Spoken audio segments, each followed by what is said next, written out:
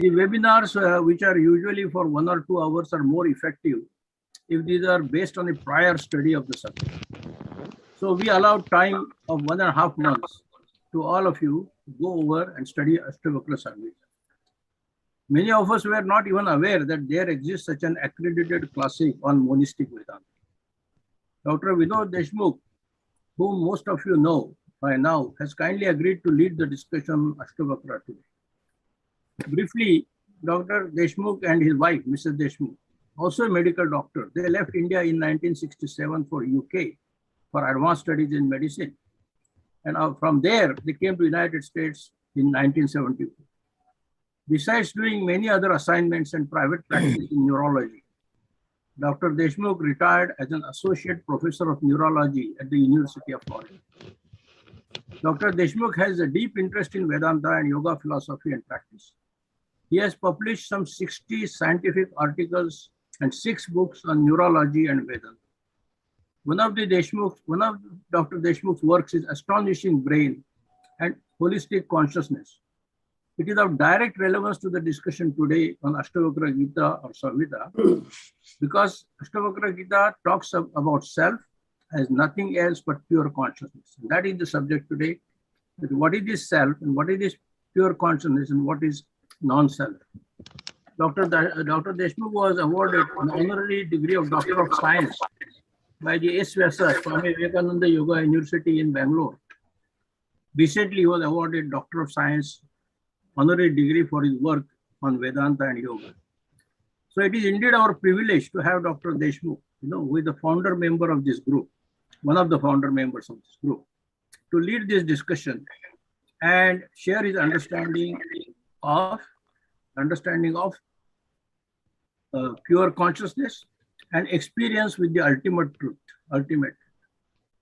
We also have with us Dr. Sunil Bhate, another founder member of UOS, who is a practitioner of Vipassana over past 4 decades, and he will share his views on the subject after Deshmukh does his presentation. Just to briefly introduce the subject of today's discussion, Astavakra Samhita has its roots in Vedas and Upanishads, especially Sankhya Yoga philosophy.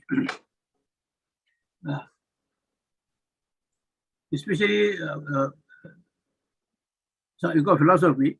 It's a dialogue between King Janaka, the ruler of the time, and he was also a seeker, and sage Astavakra. This was not an ordinary discourse from a guru to a shishya. It was a debate between 2 spiritually advanced souls, King Janaka and Astavakra. Astavakra means one with 8 bends, as they call it, or 8 handicaps that he was born with, because of a curse that his own father imposed on him. While Astavakra was in his mother's womb, there is a big story you can find on Google. Astavakra had received all the teaching from his father while he was in mother's womb. And the story says that he used to argue. He used to say, hum from mother's womb. And Astavakra's father did not know what this disturbance is about when he was teaching to other students. And that's where he cursed him for this disturbance. And then he was born with 8 bent limbs or 8 handicaps.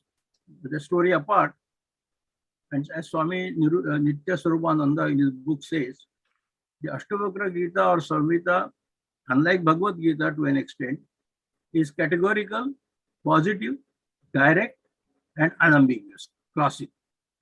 It does not leave one in suspense or doubt as what it means. It does not give room for intellectual gymnastics. So that is the beauty of this. So there are 2 differences. This is in Bhagavad Gita, Arjuna was facing a crisis, this problem.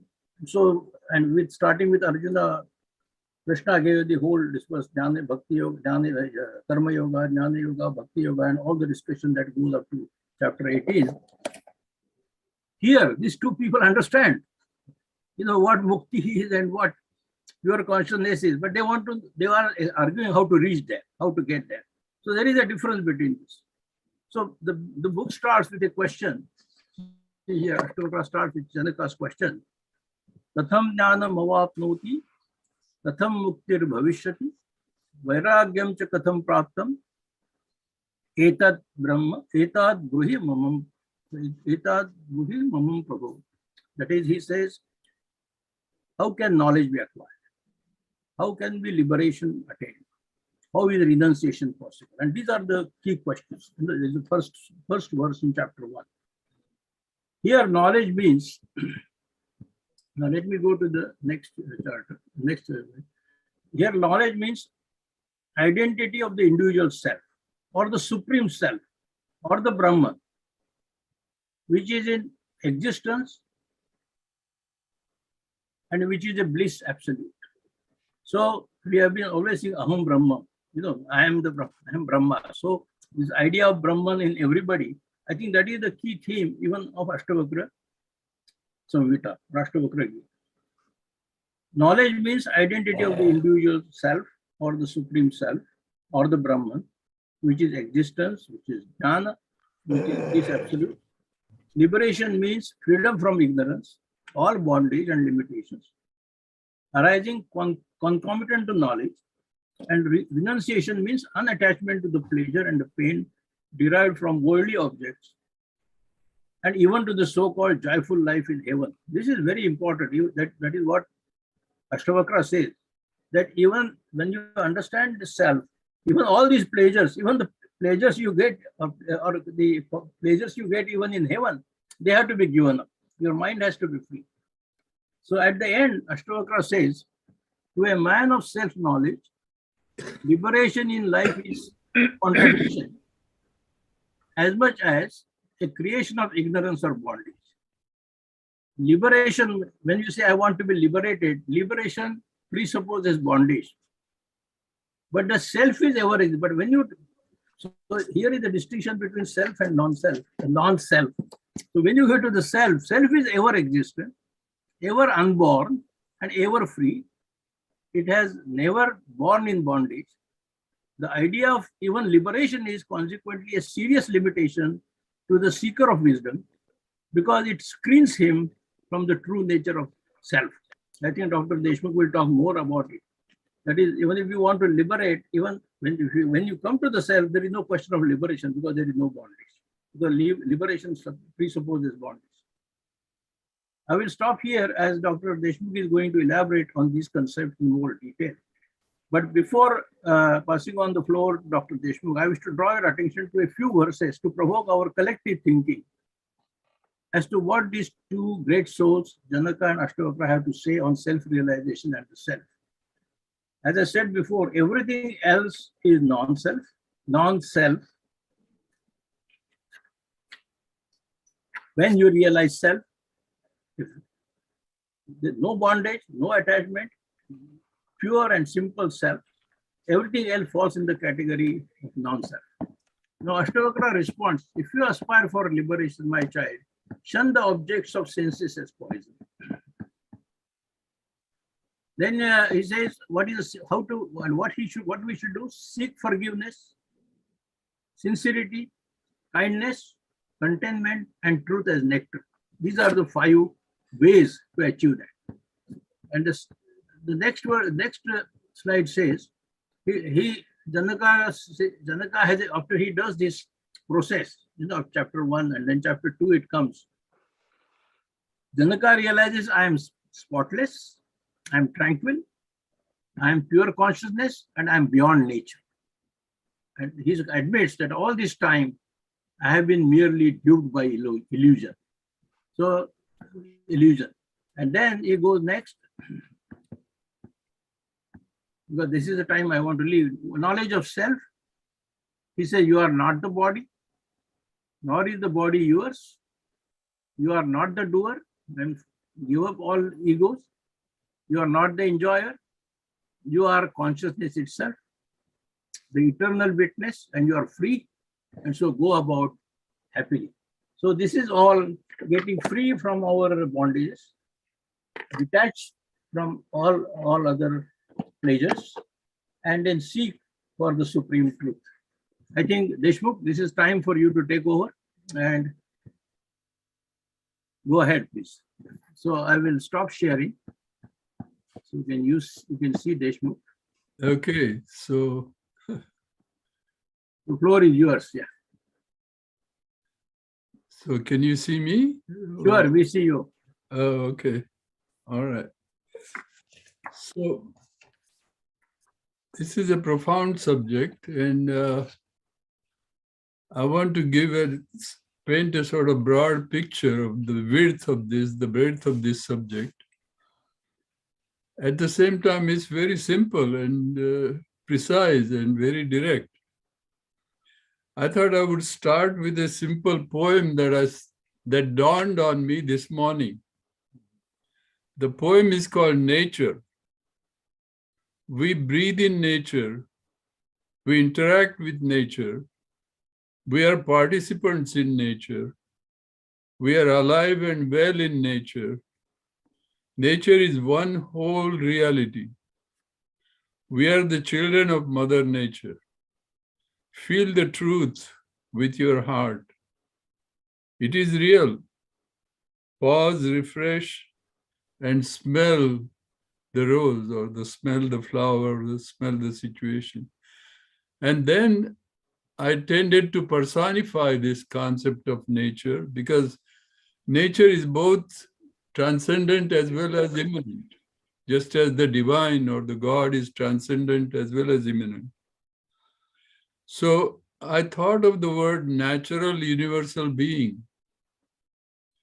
or nisargatma, the natural self, or the nature as the self, and Vishwatma, the whole universe as the self. So it's an interesting thing. I mean, Advaita Bhav, or the sense of union and being one with everything that is of course indescribable. You cannot describe it. It's just a matter of feeling it directly and being convinced about it. Now, about personification, I came across a very interesting example of personification in Jnaneshwari. I remember when I was in high school, I used to read Jnaneshwari early in the morning. And one of the pictures I still remember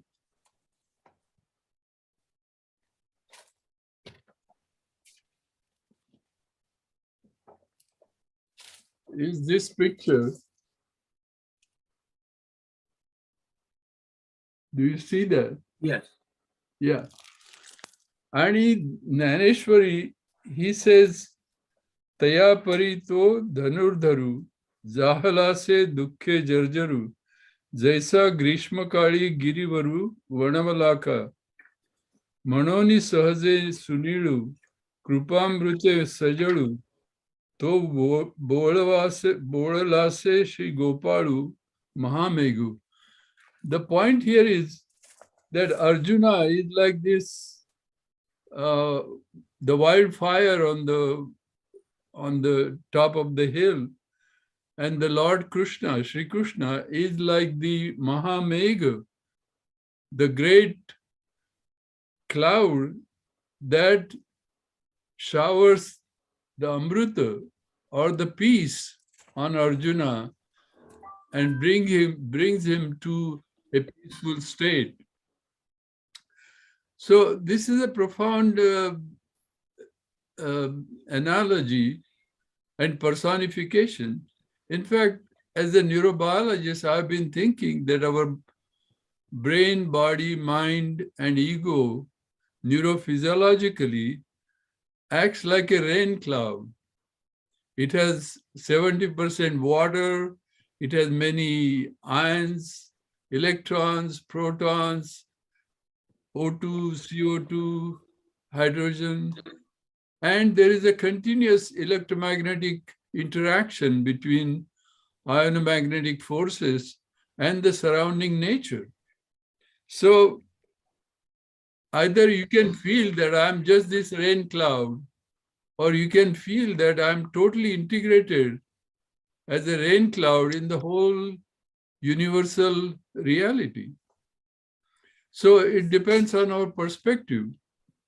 Like in Kashmir Shaivism, The sankochit perspective or the limited perspective of self is sankochita atma.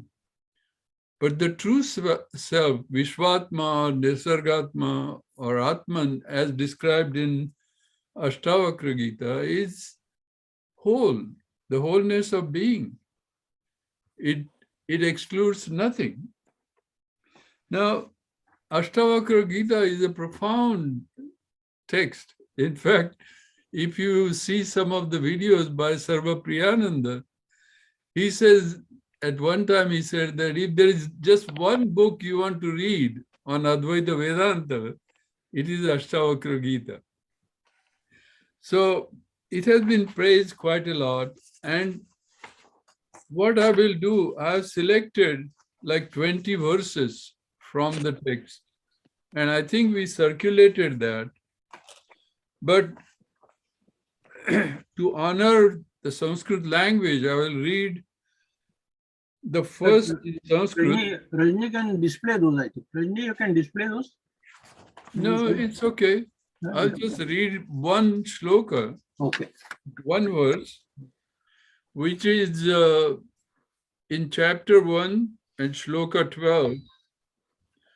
Atma sakshi vibhuhu purnaha ekaha muktash chidakriyaha asango nispruha shanto brahmat samsaravan iva. And then I have done this translation of 20 shlokas. The self is witness, all-pervading, perfect, non-dual, free, conscious, actionless, unattached, calm and quiet. Through illusion, it appears as if it is engaged in the world. I mean, in one shloka, he summarizes the whole philosophy of Advaita Vedanta. It's beautiful. Oh, there it is. You got the good.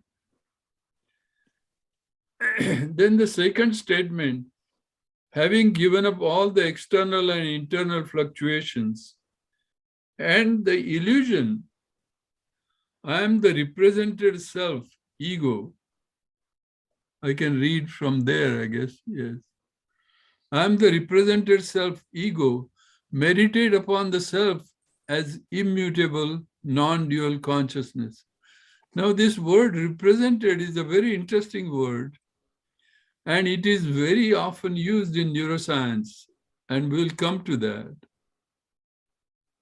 Your unconditioned, changeless, immense, and profound intelligence, serene and unperturbed, essential consciousness alone. As waves, foam, and bubbles are not different from the waters, so the universe streaming forth from the self is not different from the self. As in one of the journal entries, I said that I am the source of myself and my experience. So what you need to realize that you are the source of this, all your individual experience. The root of all misery is the sense of duality. There is no other remedy for this misery except the realization that all perceptible objects of experience are virtual and that I am the non-dual pure consciousness and bliss. This is a profound statement. And this duality, how do we transcend or go beyond this duality, is the big puzzle. As long as you are functioning in duality, you cannot understand or appreciate the ultimate truth. Once you go beyond duality and you have that, what I call the experience of no experience, or the consciousness without content, or the non-dual awareness, then you know what it is like to be that.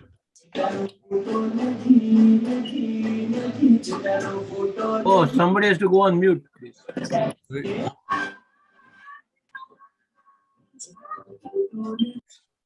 So, having realized I am that from which the experiential universe arises, like waves from the sea. Oh, okay, I'll read from there. Having realized I am that from which the experiential universe arises, like waves from the sea, why do you run about like a desperate person?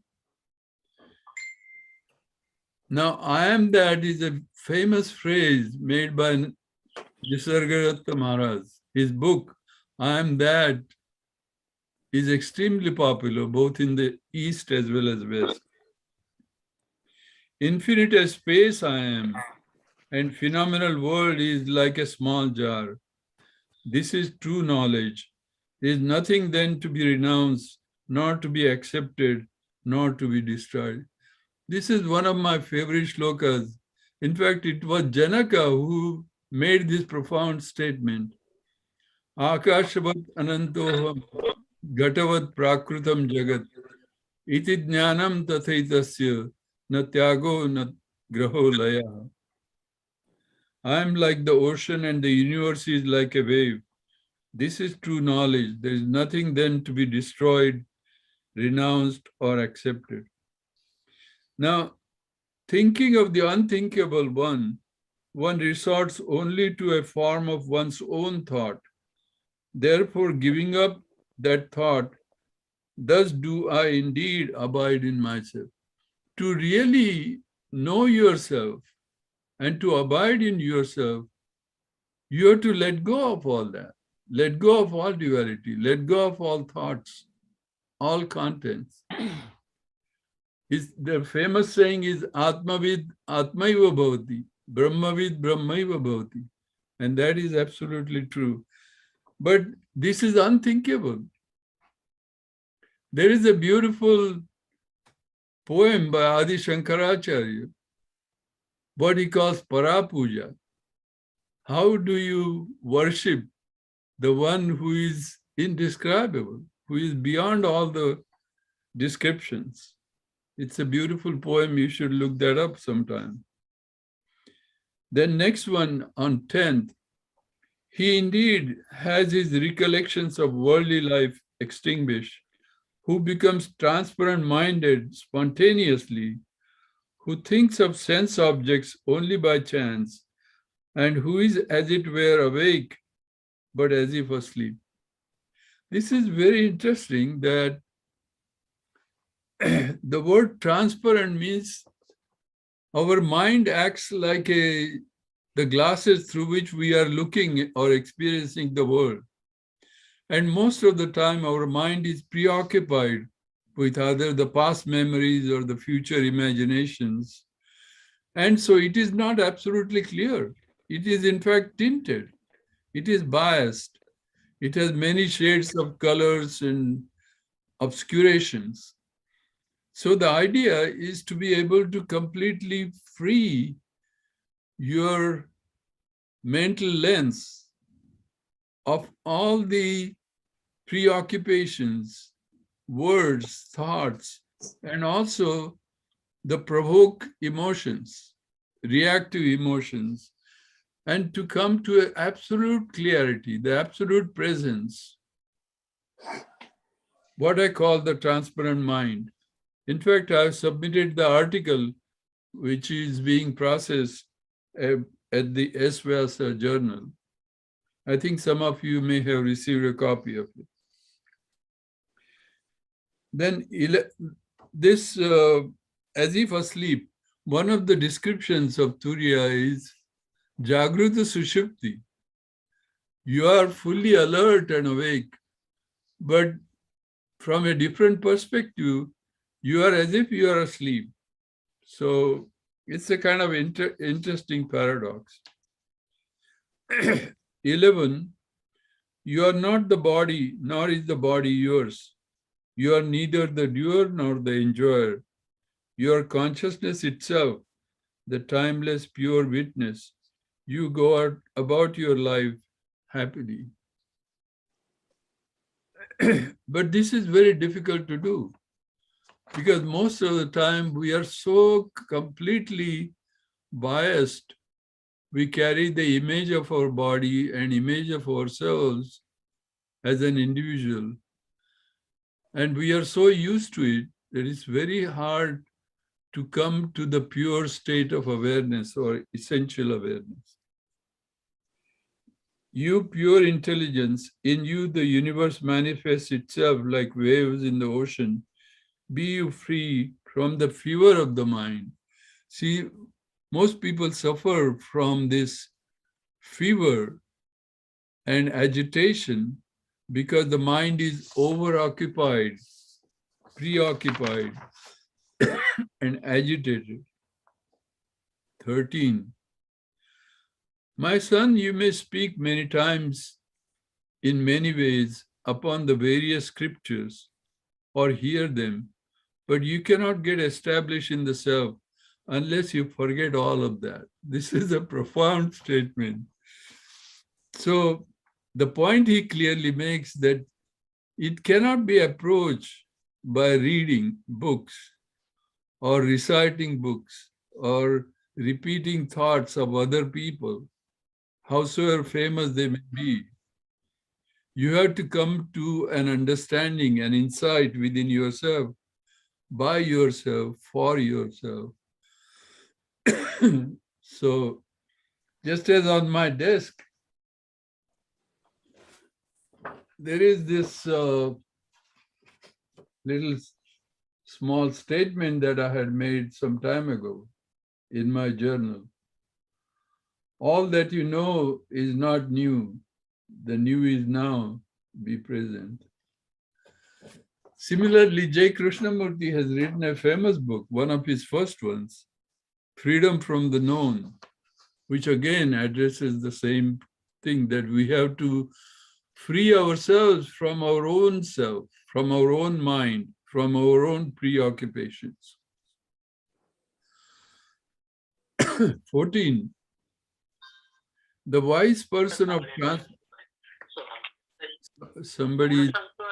आपण श्लोक वाचूया. श्लोकात म्हणजे मराठी अनुवाद वाचूया. तर तो मराठी अनुवाद आहे तो असा. I don't know who is talking about. Yeah. Okay. Yeah. So the wise person of transparent mind does not know the mental alternatives of contemplation and non-contemplation, and of good and evil. He abides, as it were, in the state of absolute aloneness. 15. I'm just going through this quickly to cover the whole scope of the subject, and then we can discuss it. An indescribable state is attained by the sage whose mind has dissipated, its functions having ceased to operate, and who is free from delusion, dreaming, and dullness. See, such a person is optimally alert and present-minded, absolutely present. He's not daydreaming, and there is no confusion, no conflict. The self that is absolute, effortless, immutable, and stainless is not far away. It's not inaccessible, nor is it beyond reach, unattainable. It is indeed ever attained.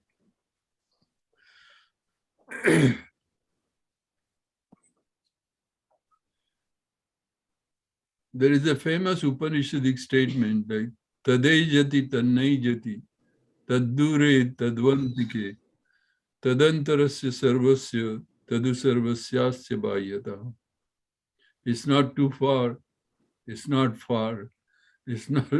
So all the dualistic concepts, it is beyond dualistic concepts. Similarly, Adi Shankaracharya had said, Atma tu satatam praptaha. It's always there. It's like finding your own necklace on your neck, suddenly finding which you are searching for.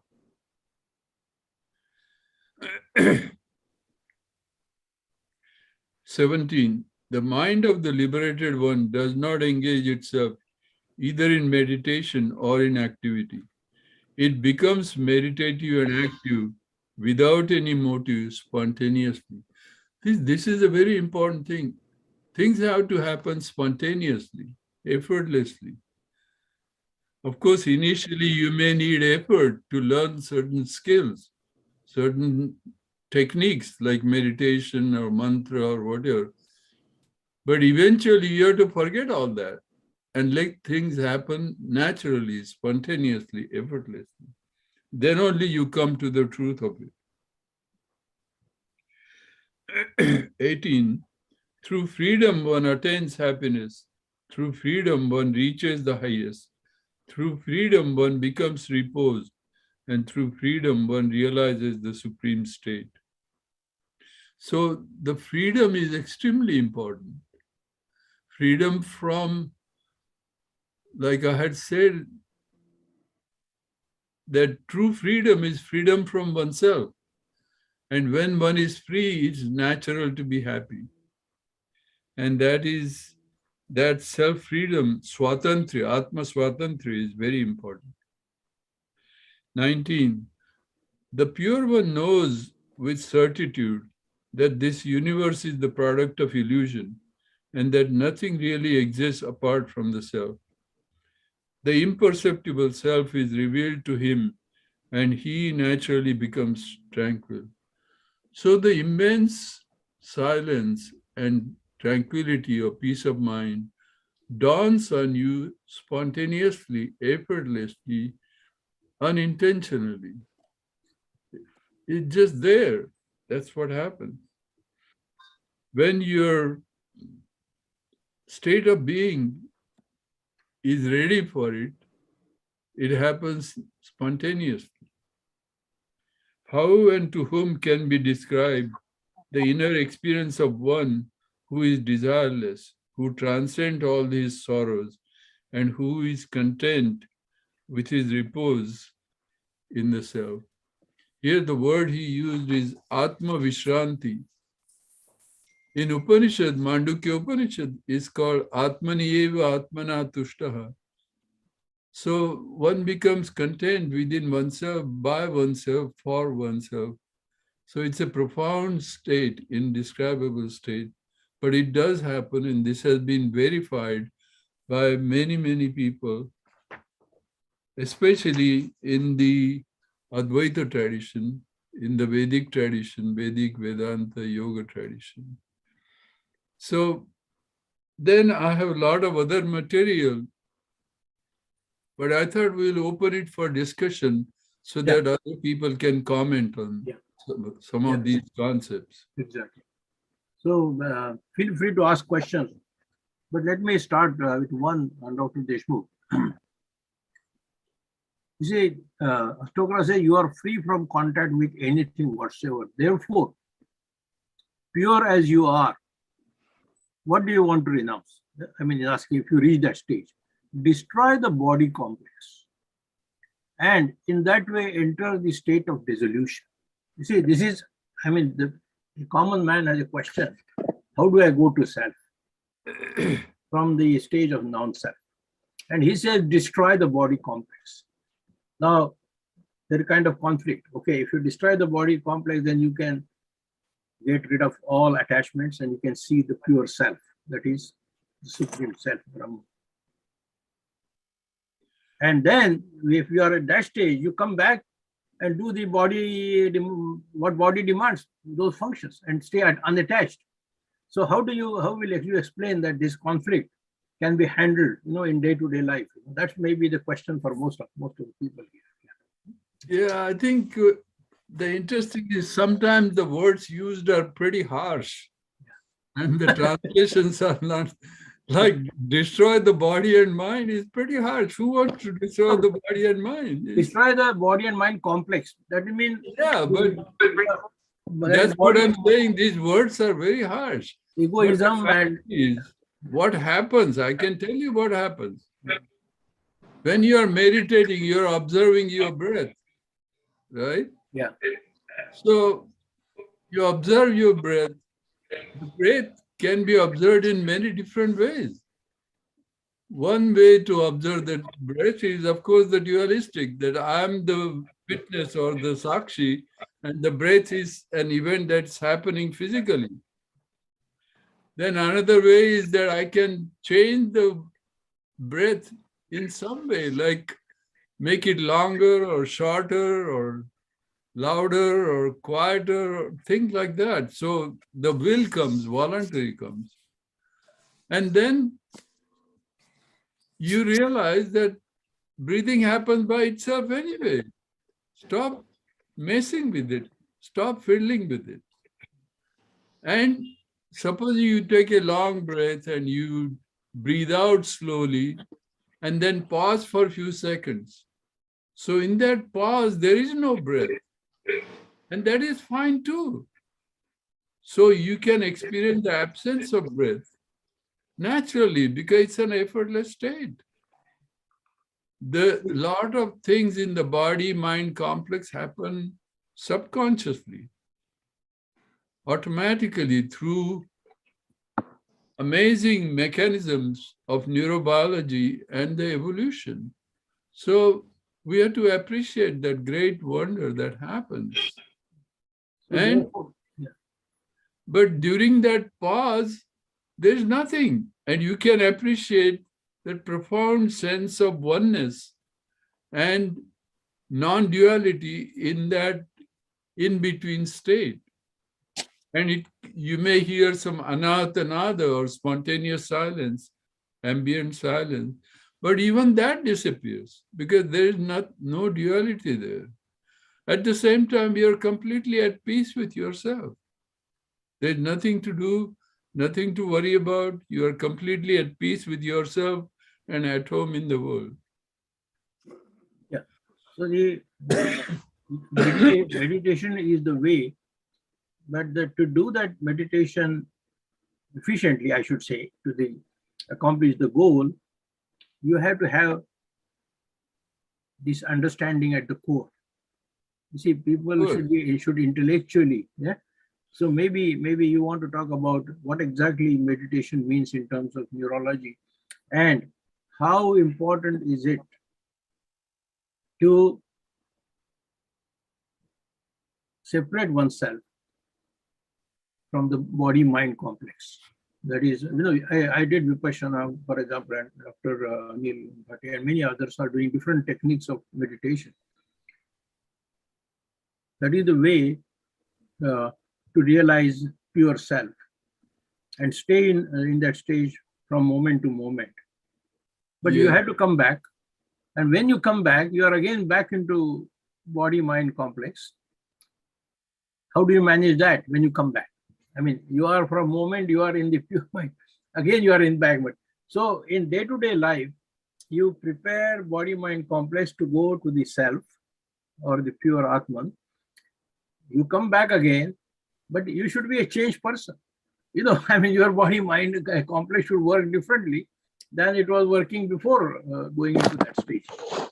How best we can, I'm sorry whether I'm confusing, but how best we can explain this concept to the people here, and so they can raise any questions they have on that.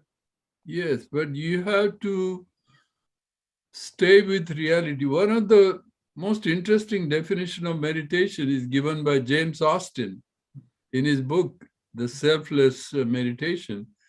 And he says meditation is a refreshing pause. So you pause for a moment and it refreshes your mind and your thoughts and feelings completely. Or I had published an article called The Cognitive Pause and Unload Hypothesis. So all your thinking pauses for certain time, and during that quiet period, there is a sort of reorganization and refreshing of your mental status for the better, because you have a new perspective, you have a new idea. That's how a lot of the creative ideas come up when you have refreshed your mind, refreshed your thoughts and feelings. So, and of course, there are many, techniques of meditation, including, I have written in my article, there are dual and non-dual meditations, like Saguna and Nirguna, or Sabija and Nirbija. And of course, people talk about focus meditation and then open monitoring meditation and then non-dual meditation. So non-dual meditation, in fact, Josipovich is one of the well-known writer in the Western literature on non-dual meditation and non-dual awareness. And I have included his 10 different criteria of non-dual awareness in my article in neuroscience, neurophilosophy of meditation, which was recently published in a book. So, I mean, these are different ways of looking at it. Do you want me to go through those 10 different aspects or characteristics of non-dual awareness? Let us see what questions Rajni has got. Yeah, Rajni? yeah, let's see that. And then you can go back there. Yeah. Rajni? Okay. Hello, Rajni? Okay, I'm going to the chat box and reading out. Avi Sadhu has a question, which is muting, so sorry about that. Chandar Ranade has a question. Many of us do not know anything about what is Astavakra. It will be nice if Dr. Deshmukh gives background before diving into the subject. Dr. Deshmukh, what is Astavakra? Oh, I thought, this was a sort of study group, so we shared the Astavakra Gita for almost a month. But there is a story about Astavakra, and then I selected these shlokas from Astavakra Gita. So, no, the story is that Ashtavakra's father was also a sage, and when Ashtavakra was in mother's womb, he was listening to all these philosophers, and he used to respond from the womb in a very, it was not words, but through sounds. And because this Ashtavakra's father, his name is there. There is a story, new story, and I will forward to everyone the story which is told about Ashtavakra and Shanaka. And when Ashtavakra was born, he was an enlightened person because he was listening to all these philosophies was father telling to his disciples. And but while he was in the womb and disturbing his father cursed him. That what is this soul here in his wife's womb, and he is disturbing you. And he says, you will born with 8 handicaps, bent. Actually, literally mean 8 bends with arms and legs and all that. And the pictures are there on the Google. Okay, and then as he grew up, when he was 9 or 10 years old, his father took him to Janaka's darbar, where a philosophy group, where everybody was discussing what is Brahman. So Ashtavakra, 10-year-old boy, he was told all these rishis and sages are wrong. They don't understand Brahma. They are not telling correctly. So Janaka was surprised. He was the king, ruler of the land at that time, and then he asked Ashtavakra, so what do you mean by that? He said, then he came to the defining pure consciousness, Brahma or Atma. And then he said all other impurities, all other concepts, all other philosophies, or all other body-mind complex related issues are non-self. That is how he distinguished it. Then Janaka came to Ashtavakra. Later on, when he returned, and he did discussions, studies with him for years. And then he said, I renounce everything. But then Ashtavakra said, no, you have responsibility as a king, you go back. But you rule the country on this basis that you are not, all your biases, keep them separate from yourself, from your own self, your own consciousness. This is the story. There is a huge other, etc. So Ashtavakra was sage. His whole father was sage. His mother was sage. So they were all in philosophers and they were studying. And Janaka was the king at that time. Now, they say the Ashtavakra book, this came out, this scripture came out around the time of Bhagavad Gita. But Bhagavad Gita has a different tone of telling the philosophy, as we know, all of us have read. But Astavakra is to enlightened person talking about what is the nature of self. Self here, the self is Brahman, self is Atman. So what is the nature? So this is a whole discussion about what is pure consciousness. It is very important to understand all the implications. There also the Astavakra in various chapters. There are 20 chapters. It starts with what is self-realization. Then it tells what is joy of self-realization. Then how do you test self-realization?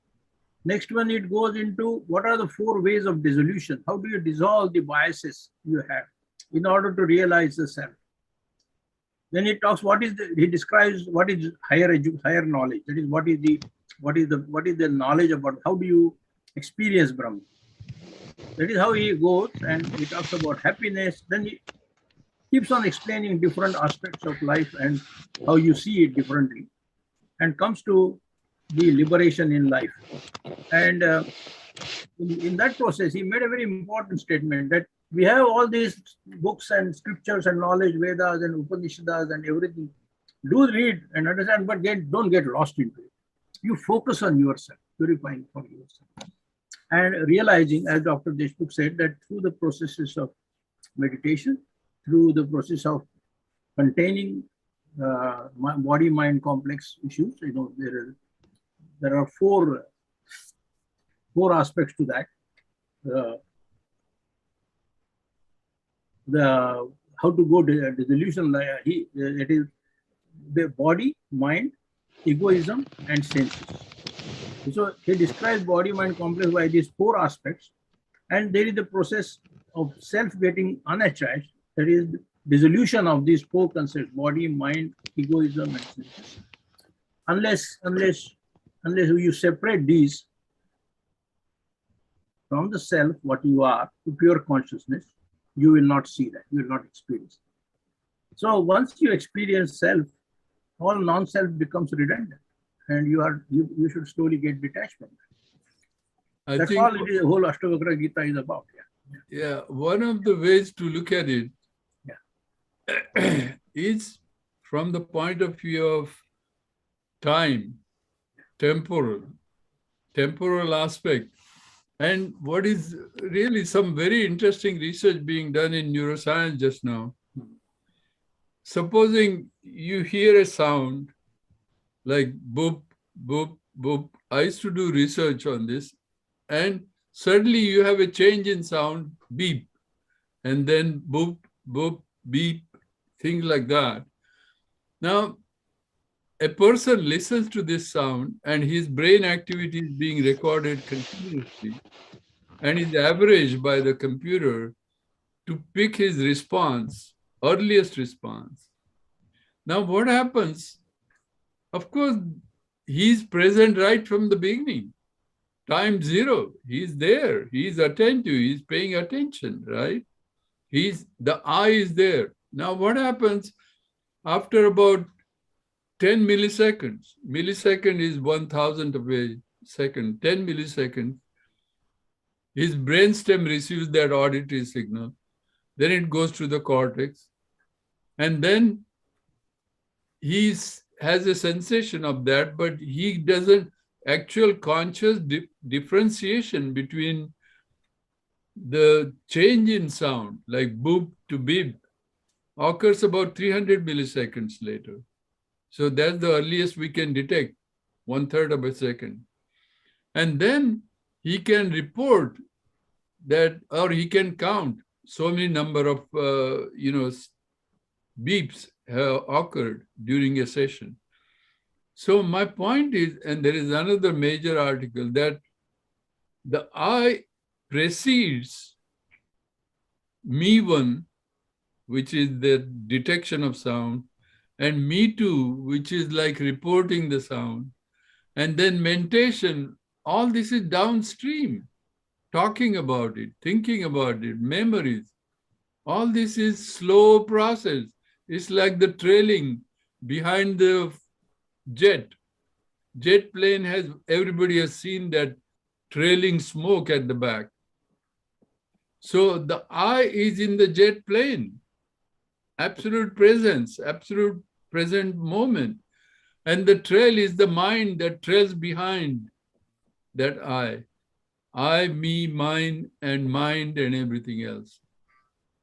So we need to kind of, it's a journey back from the slow meditation, verbalization, talking, images, and all that, to come to the present moment, absolute presence.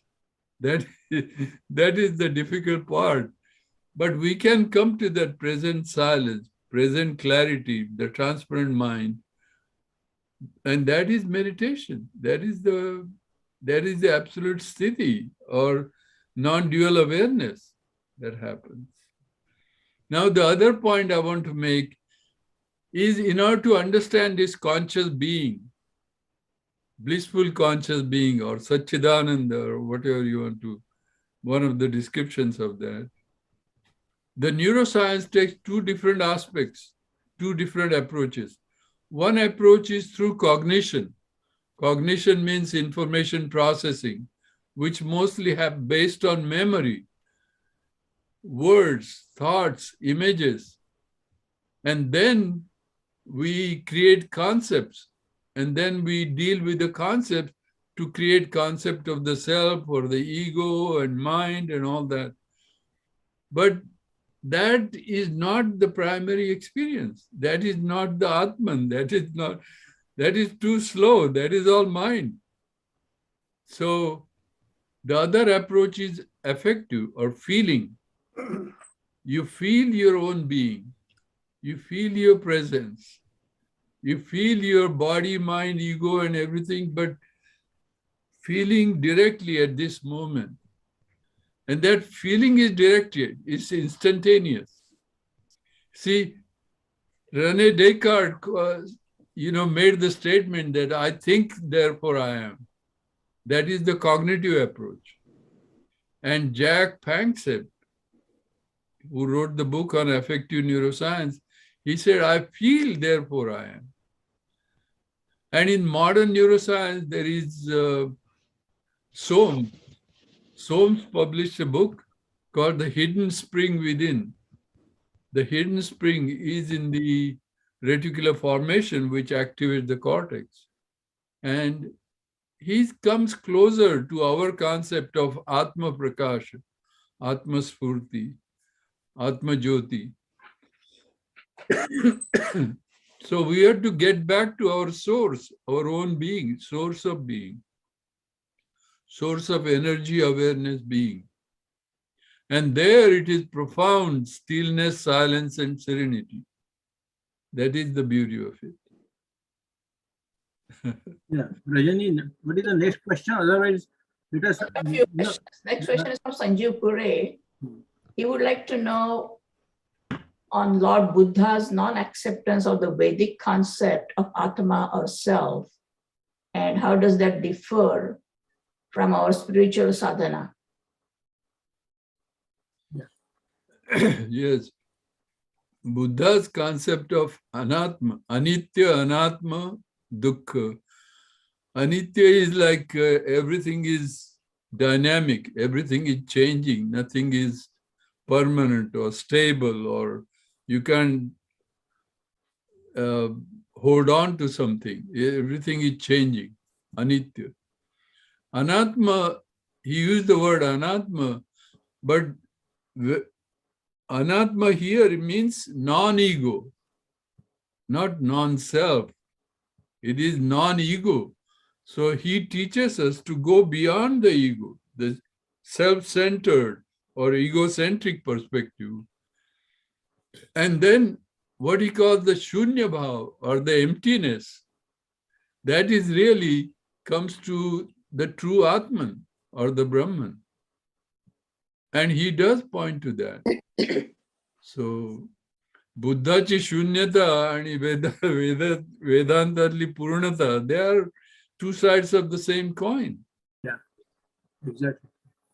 Okay. Actually, Buddha, I think Dr. Bhatte has done a lot of work on this. He practiced Vipassana for 4 decades. Dr. Bhate, you want to say how you see Buddha versus the Shankaracharya philosophy? Yeah. Well, The Vedanta versus Buddhism. Let us put it like that. well, I can. Briefly. Yeah. Do you? I don't know. Do you see myself? I don't know. Do you? Yeah, we can see you. Yeah, we have your shlokas, your comments circulated. So why not you talk with reference to your comments? Dr. Bhate? Yeah. Well. Before I mean, I can answer your question, but before answering your question, I would like to make a comment. Can I? Yeah. Yeah. Whatever has been happening in this meeting, right from its beginning, I'm having a huge problem, terrible problem, that I disagree with practically everything that has been talked about so far. And my experience in my sadhana is totally different from what is being talked about. You see, Dr. Deshmukh talked about nature. But you see, we need to understand the difference between the regular consciousness and the kind of consciousness that is being talked about here, which is a superior kind of consciousness. And when you reach the pure consciousness, that is how it has been translated here. There is a difference between the regular consciousness and the pure consciousness. And I have tried to reach the pure consciousness in my own dhyana sadhana. And let me tell you that when one reaches the pure consciousness, there is no nature, there is no world, there is no body, there is no mind, there is nothing there. One exists only as pure consciousness. And then if you ask me a question, well, okay, tell us what is that? Well, that cannot be described. It is just pure consciousness. That's all what one can talk about. So I'm surprised. I don't agree with. I mean, where is nature? Where is the body? No, but he talks about neuroscience. No, he talks about neuroscience. Neuroscience is about the nervous system within the body. But now we are saying here, no body. So where is neuroscience? How is it applicable here? No, I see this point. Because you are circulated, I looked at it. Actually, Astavakra Samhita talks about what you are talking about. Because body, mind, senses, egoism is dissolved when you go to pure consciousness. What Deshmukh is trying to probably say, I mean, he's here and he will talk about it. When he talks about nature, he is talking about, look at this universal energy, with which you become one of it. This dualism between your energy and the energy around, that duality should end, and that is what you are talking about. So it is a question of words and expression. I don't think no, sir. Let us see what Dr. Deshmukh says. Yeah. No, can I just make one more statement? Can I just one more statement? Please. I have actually experienced Nirvikalpa Samadhi in my meditation, in my dhyana sadhana. And when I reached there, myself, Anil Kumar Bhatte as a person was dead. He did not exist. No, that happens. There is no dispute about that. You see, that is, I mean, I think it is a question about, it is not, you are looking at the, let us not confuse with techniques of meditation. They can be different. What we are trying to achieve at the ultimate. And what Dr. Bhate, you are saying is what Astavakra is saying in his treatise. That is, and I said that in chapter 5, body, mind, senses, and ego that generates out of that has to dissolve this dissolution process has to start before you reach the kind of self-realization that you are talking about. That is the process. So now what Deshmukh is talking about, he is looking at the same principle through the whole universe around him. And he is trying to see that difference between him and the nature disappears. So dualism, non-dual meditation is precisely that, realizing that moment. Dr. Deshmukh, do you want to? Yes, sensing the wholeness of existence. The wholeness of existence. Yeah, that is what both of you are talking the same thing in my view. Exactly. And these are two, just as Bhate has experienced that, I have experienced the same thing. You can read my journal entries. Did you read my article about transparent mind and the peaceful self? In that, I have given my journal entries, which talks about nothing, no thoughts, no images, nothing. I have read all your articles, and I have been reading all the references that you have been giving me for last 5-6 years. I think the confusion is here. I think what I see here is Dr. Deshmukh and Dr. Bhate. Dr. Bhate is looking at brain as a part of the body. And he says neurology doesn't apply here. That is because if you don't accept body and the brain, it ceases to exist. Neurology. But what probably Dr. Deshmukh is talking about, it is a thought process. It is a pathway to go to the ultimate truth. That is what. So it is a question of the words and the interpretation of those words. That's what it matters. But I think we can go to the next. Rajni, you have a next question? We have a few more questions. So Sri Sabnis and Sanjeev Kure want to know what are the techniques that one can use for daily practices of meditation techniques? Before that, can I just say something? Yeah. Go ahead, Sri. So tell me what I'm saying wrong, okay? Yeah. So I'm a witness, right? I'm not the body, I'm not the mind, I'm not anything, I'm just the witness. It's not just that, but in anybody here, if he's a witness, then both the witnesses are same. My witness and his witness is also same. Whatever I do, does it matter? Because I'm just going to, whatever I do is not going to affect the witness. It's just going to affect my physical level or my body or mind at the most. So in a way, it doesn't matter what I do. It just, just understand that you are the witness and some things are happening. They may or may not happen. It doesn't matter. That's my view. Deshmukh. So it depends on your perspective, of course.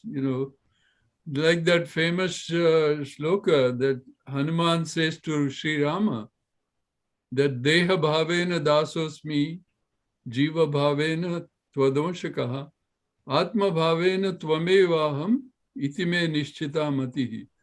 So the same person can have different perspectives and different experiences depending on his state of mind and state of being at that particular moment. If you think you are the body, you have a certain experience. If you think you are a Jivatma, you have a certain experience. And then if you have non-dual awareness that you are the Atman itself, Vishvatma, Nisargatma, or the whole universe, then it's a different experience altogether. That's the difference. So according to Astavakra, the other things don't exist, right? No, it's just the pure consciousness.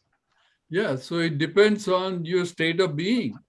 Why should it depend on my state of being?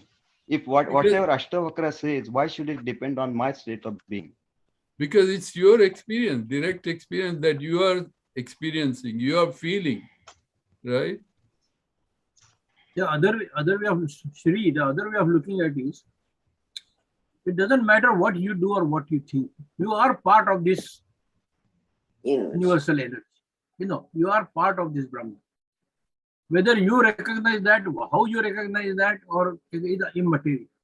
So in every person, there is this self Brahman and there is non-self, which is something not Brahman. One has to transition as they were to transition from that state to Brahmas. Now, which process you follow, what you follow, whether your brain helps or your mind helps or not, is the process one follows, one goes through. There are people who have done real self-realization in one moment, and some have taken whole lifetime and they have not achieved. So, like Nisargadatta Maharaj used to say, or Ramana Maharshi used to be in Atma Bhava or the self position, ignoring everything else in their life. And they're not attached to that. They're not affected by that. I think that stage has to be understood, realized. It is not that it is, one has to cross that barrier. And I think you can experience that only through your meditation, your thought process. Because that is why I don't find anything that's called that is the tool you have. We have our tool is our brain and body, and that is the only thing you can use to realize what is this universe about, and get out of that mind-body complex. So I think it is a journey to forget yourself, your non-self attachments, and realize that you are part of this whole energy, converting self-energy, individual energy into universal energy, and being aware of that universal energy is the process I think these scriptures are talking about. I don't know. Deshmukh, I'm talking. You're right. Is this? Huh? It's what some people describe as like the quantum within quantum, energy within energy. Yeah. You see, and then this quantum, which is embodied, realizes that it's in fact is the quantum, the whole thing. It's like a child realizing that I am the parent or the mother, and the mother realizing that this is my child. So this dualistic relationship, after realization, you realize that it's the same person. I'm the mother who is having the child. I think Vipassana, I practice Vipassana a lot like Dr. Deshmukh has done. And Vipassana technique where you slowly become aware of your breath. You don't regulate breath. You become awareness over your whole body. You become awareness of your whole physique and mind. And slowly you can expand that to become part of the whole universal energy. One can do that. I think that is Vipassana meditation technique. That is what they do. Similarly, Sri, you teach different techniques. And so therefore, what is the purpose of those techniques? Now you teach a lot of meditation, Srikanji. Can you tell where you are taking your students, from one stage to the other stage? How you are taking them? Where are you taking them?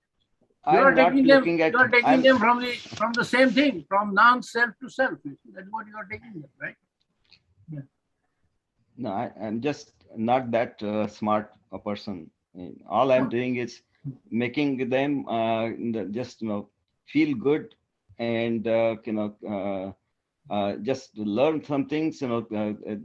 People that attend the meditations or the breathing classes, they can talk about how they feel, and if they get something out of it, especially during this COVID times. It's happy time with you, Sri Yoga. Yeah, it's happy time always. All right. Okay, Rajini, what is next? Questions to cover. So let me go to the next one. Avi Sadhu, can you make your comment, please? Avi? Is he there? Okay, we'll go back to him again. Next comment is from Avinash Patwardhan, and he has a question. He says, a father who curses his son can be considered a sage or an enlightened person who deserves the power to put curse on someone else. That's a good point. Yeah. So, Dr. Vinod, you want to cover it? Yeah, I think this one of the story is that when Astavakra was listening to his father, and his father used to recite some of the Vedic mantras, And Astavakra detected some errors in that recitation. And that's what he pointed out to his father, that this is not correct. This is an error in reciting this mantra. And that's why he got really mad and upset. And that's why he cursed him. So it was a kind of human reaction to Astavakra. But I mean, That's this story is the part of story. it. Yeah. This What is is the story important part is of it. the philosophy of it.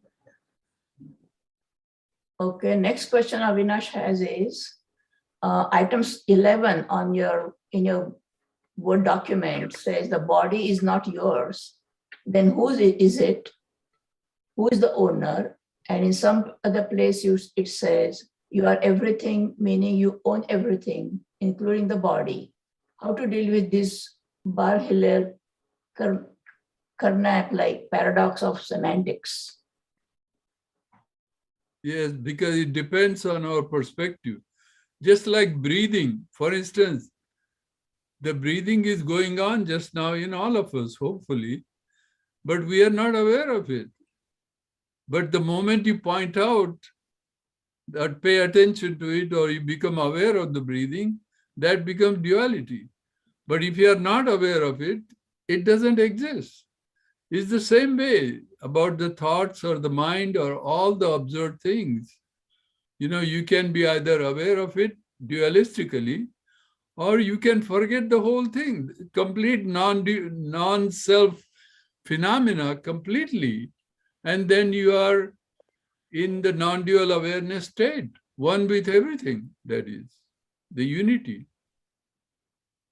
So it depends on your state of being. Okay, Swati Kulkarni raises a good point. She says that everybody experiences these feelings differently, and so be it. So there is no reason to fight out that experience. No, it's not a question of fighting. It's a question of learning from your own experience and growing from there. Between two different individual viewpoints. So yes, but you grow, you learn from your own experience. Initially, of course, you have the dualistic experience. You have the feeling that this is my body, this is my experience, this is my mind, this is my house, my possessions, and all that. But you gradually learn from that, and your perspective of I, me, mine gradually evolves till you come to the ultimate state of being free of yourself, I, me, mine completely. At the same time, it doesn't mean that you lose your mind. You still can speak and communicate and write and everything. You live your life, but you live with a complete sense of freedom and happiness, peace of mind, transparency, accuracy, optimacy, you see. And you are creative, you are compassionate. So all these in Western literature is called eudaimonia. Eudaimonia means the perfect sense of wellness, well-being. Of course, it cannot be described. You feel as if you are in the top of the world, or some people might say you feel like $1 million. You can't describe that. It's just a feeling of being. It's a sense of perfection. That's why this Atman is perfect. Atma Bhav is perfection. and that leads to the question from Sanjeev Pure. He says, what technique you can suggest for maintaining Atma Bhav in daily activities and not meditating? How do you maintain the Atma Bhav? You cannot maintain it. You have to let it go and let it happen. You just have to realize that when Atma Bhav is not there, when you are Jiva Bhav or Deha Bhav, you just become aware of your Deha Bhav. You become aware of your Jiva Bhav. And that awareness itself takes you to the levels that are beyond that. So the present-mindedness, mindfulness, absolute presence is very important. Watching your own mind, watching your own body, watching your own reactions, watching your own thoughts and feelings. All that is gradually takes you to that level of maturity, level of optimacy, level of perfection. But this involves, Dr. Deshmukh, this involves kind of visualization of the universe. No, I mean, if you have to transition, the process is that you become aware of your energy first. I'm not talking about body, but the energy, and that awareness. How will you in neurological science describe that kind of awareness, and that awareness taking you to the universal energy? I mean, this barrier crossing.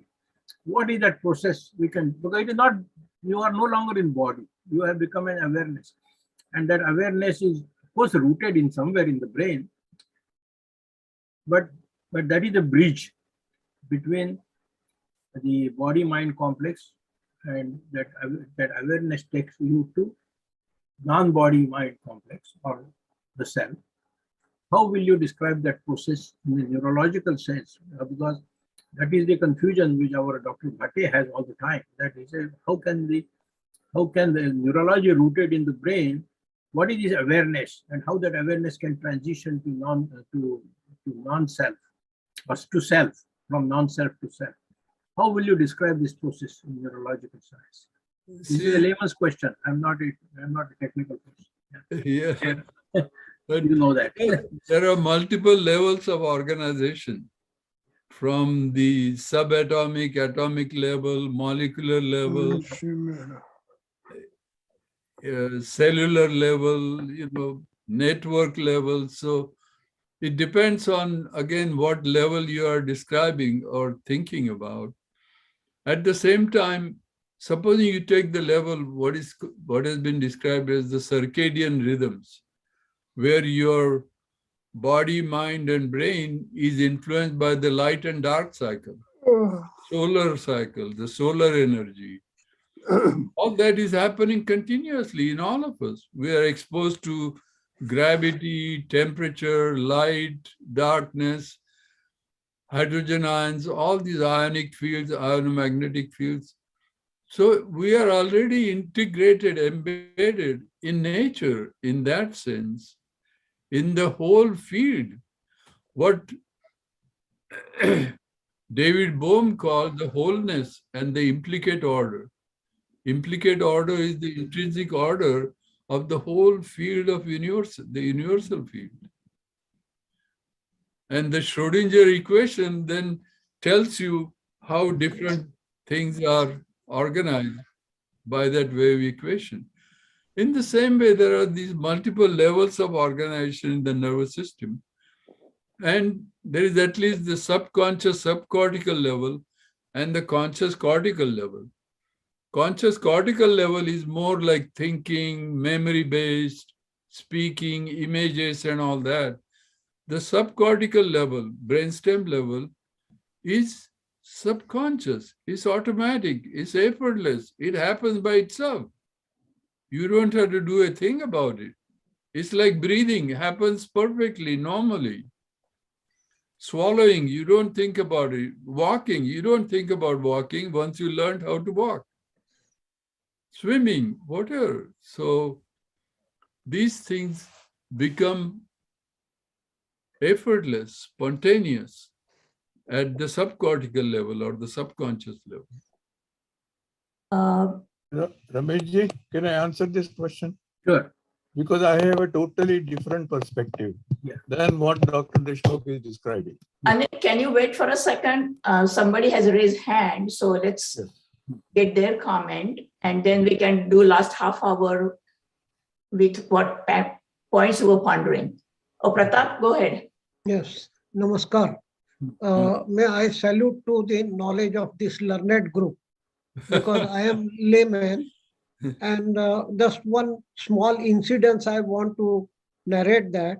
When I was child of 10 years, I saw one person, he might be some 20, 25 years young, and he had samadhi. For 3 days he had been there, and there was those days government of security persons, they were put on duty. And then after 3 days he came out.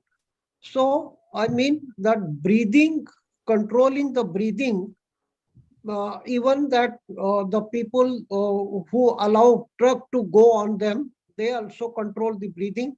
So by breathing you can control anything. Is it that sort of layman's question? Yes, breathing is very important, and the whole science of pranayama is very valid and important and should be practiced. I understand that. But the ultimate state is to forget breathing. You forget your body, you forget your breathing, you forget your speech, mind, everything in the non-dual state, and to let things happen naturally, spontaneously, as they may. So, ठेविले अनंते तैसेची राहावे, चित्ती असंधावे समाधान. बरोबर. Okay, it's about 9:25. Anil, Yes, thank Bhate, you want to make a comment Yes, and go to yes, yes. Order. You see, I don't know if people are ready, we can go through each statement by statement, and I will tell you my different perspective on that. For example, just 2 seconds ago, Dr. Vinod said, you have to forget breathing. Well, that's not true. The breathing actually stops. When I go into a thoughtless state, my breathing actually stops. And I never learned pranayama in my whole life. I cannot do pranayama. But the last stage of pranayama is what is called kumbhaka.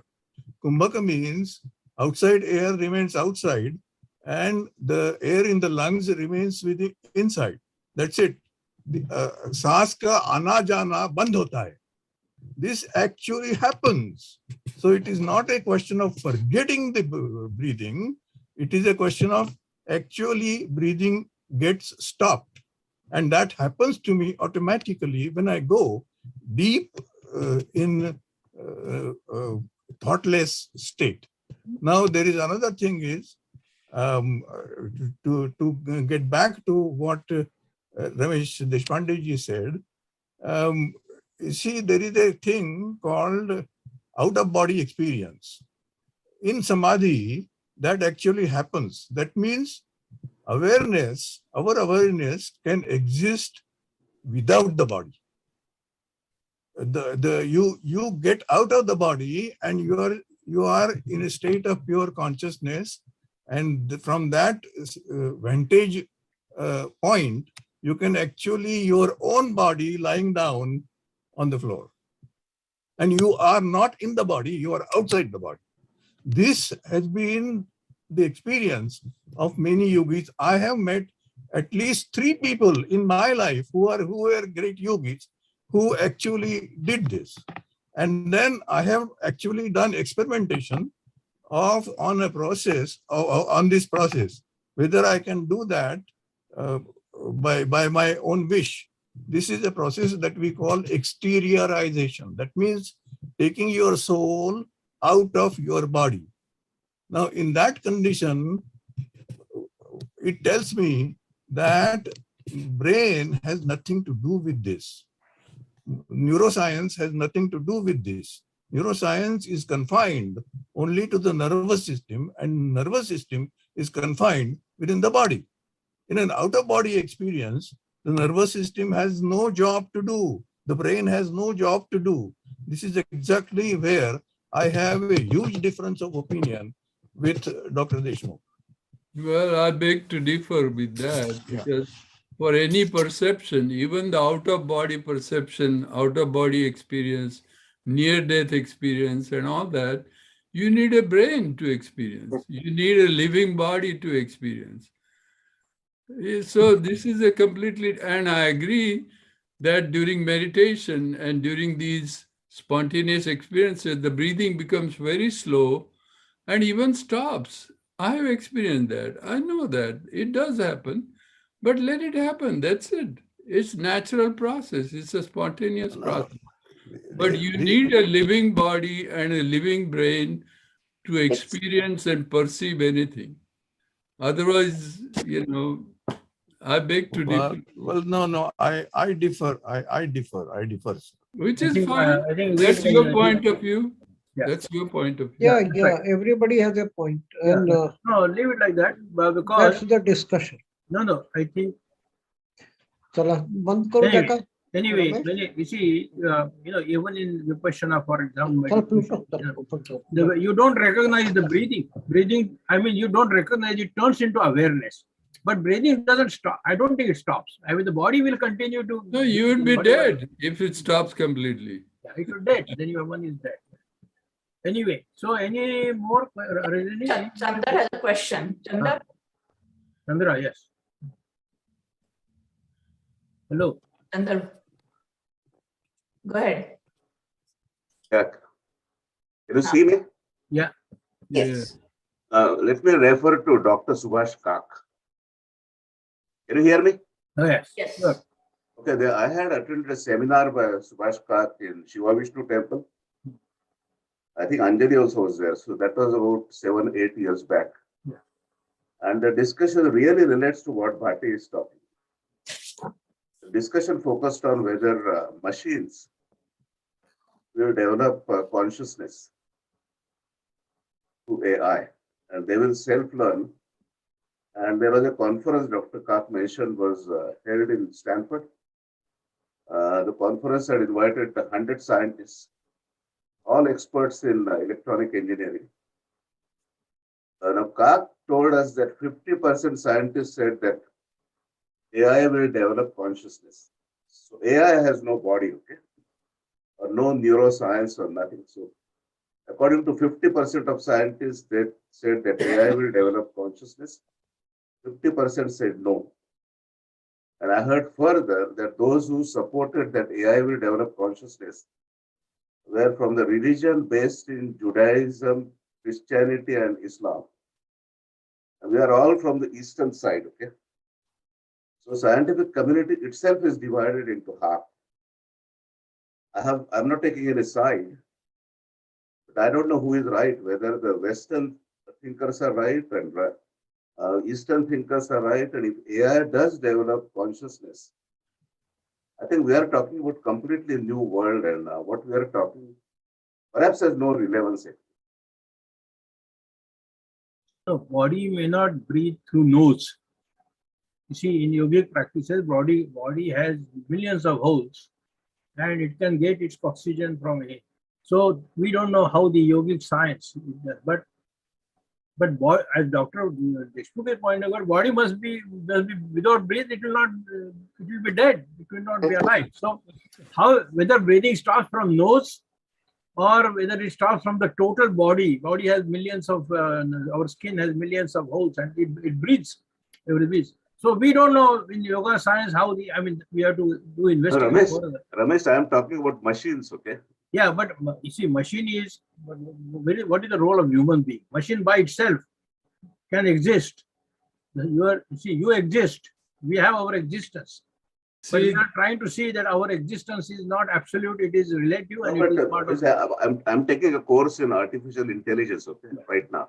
Yeah, 1 minute. Okay. And I can tell you that AI people who are non-religious have a different perspective of the future. Dr. See, this is I- a book Yeah, can I edited add to? by Subhash Kak, Yes. and he goes into machine learning. And of Yes. course, machine learning is completely based on memory. You can have a lot of memory. That's how. But what we are talking about is not a cognitive approach. It's not a memory-based approach. It depends on your feeling. Machines don't have any feeling. Human beings, living beings have a feeling. And that feeling is the primary process. Memory and cognition comes as a secondary process. And intention and self-awareness comes as a tertiary process. Dr. Deshmukh, Healing is the 50%, primary process. 50% Machine learning scientists cannot believe, do that. 50% scientists believe that machines will develop consciousness. Well, then it depends on the definition of their consciousness. What they Yeah, are so no, the community is divided actually. I think we yeah, should it accept is. that. It is. Can I add something to what Dr. Chandra Ranade said? Because I have been to Stanford multiple times. I did not attend that particular conference that he just mentioned. But in my many visits to Stanford, I have actually gone into discussion on this subject with the father of artificial intelligence, Professor John McCarthy. John McCarthy in 1964-65 developed a language called, he was at MIT at that time, and he and Marvin Minsky, these two gentlemen started artificial intelligence by starting a lab at MIT, the first AI lab in the whole world. John McCarthy later on retired, and he used to be at Stanford for many years. And I have met him multiple times, and I have a person-to-person discussion on this very topic, whether AI will lead to development of consciousness. And he was saying yes, and I was saying no. And ultimately, we had many discussions, but then we could not reach a conclusion. Yeah, no, there is no consensus actually. I think I accept that there is no consensus. Okay. So anything else? This is a very important issue which we can sort of.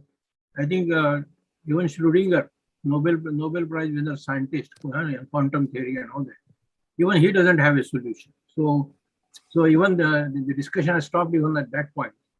I think I don't know whether Avinash Patwardhan is there. Avinash? No, Avinash left. Left, I see. Yeah, so we can take it further and see what is happening in this world on that subject. Sir, Yeah. before we call it a night, do you Yeah. want to tell what's going to happen on the 16th, next Thursday? Yeah, I don't know whether we need this session or we need some more work to be done. What I was thinking that we will, I think not immediately, but it will take about a month to put together what overall Astavakra Samhita says, bringing in the points and circulate that, let people think about it, and then we can meet. Because there are many verses there. We cannot cover in 1.5 hours the whole book. But Astavakra and Janaka, the exchange of views, they have outlined many ways of reaching the stage from non-self to self has been described there. So maybe we should go over in more detail. Today we have an overview, but if you have to go into details, we need some time, and maybe we do next session sometime in January also. Yeah, Rajni? Yeah. Okay. Yeah. So next session, next Wednesday, no session. So we can do it later because we need some work to be done. All right. So if anybody wants the copy of this recording, let me know so we can send you the link when it is ready. Yeah, I will. Yes. And also, if you are interested in this group, please send an email to either to me or to Rajani, so we can have you included and include you in future studies. We have one suggested here is Kashmiri Shaivism. Many of us people don't know much about Kashmiri Shaivism, so we may take up that subject next. We'll see how it goes. All right. So thank you, everybody. So what is the email ID for requesting the book? You can send the email to me. My first name Ramesh, then at Deshpande, DESH, don't forget H, name. Remember name. Yeah. Got it? Yes. Thank you. So I think it was a good discussion. It has opened up new ideas, new thoughts, and we'll take it further. Thank you, Dr. Deshmukh. You gave a lot of time to this, and Dr. Bhate, you brought in important points. So thank you, everyone, for attending this session. If you are interested, remain in touch because we'll take newer subjects from this as we go along. The next one, as somebody mentioned, Mr. Subhash Kak, I think Dr. Deshmukh knows him very well. Rajani, I think, has connected with him. So maybe we can get him to discuss what is Kashmiri Shaivism. So we'll try to do that. All right then. Good night, everyone. Thank Good you. night. Right.